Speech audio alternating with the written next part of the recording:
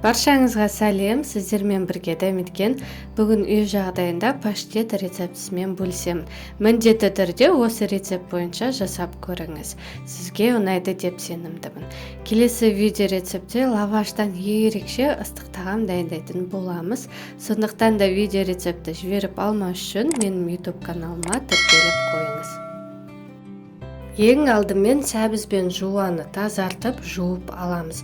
Сәбізді үкіштен өткіземіз, ал жуаны майдалап турап аламыз. Қызып тұрған табаға күнбағыс майды құйып, үстіне сәбіз және жуаны салып, қызарғанша дейін қуырамыз. Содан соң шамалы су құйып, қақпағын жауып, дайын болғанша дейін пісіреміз. Көкөністерді пісіріп болған соң тауық бауырын, яғни көренный печінді табада қуырамыз.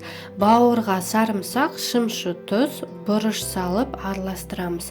Шамалы су қосып, қақпағын жауып, орташа отта суы тартылғанша дейін қуырамыз.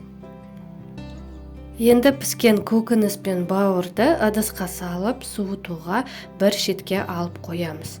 Суыған соң шымшы тұз, паприка, бұрыш және 130 грамм сары майды қосамыз. Осының бәрін жақсылап погружной блендер арқылы біркелкі масы болғанша дейін ұнтақтатып аламыз. Содан соң паштетті қатып қалу үшін тоңазытқышқа 2-3 сағатқа алып қоямыз. Мінекей 2 сағаттай уақыт өтті. Өзіңіз көріп тұрғандай паштет формасына келді. Осымен біздің паштетіміз дайын, ас болсын. Видео рецепт сіздерге ұнаған болса, міндетті түрде достарыңызбен бөлісіп кетіңіздер.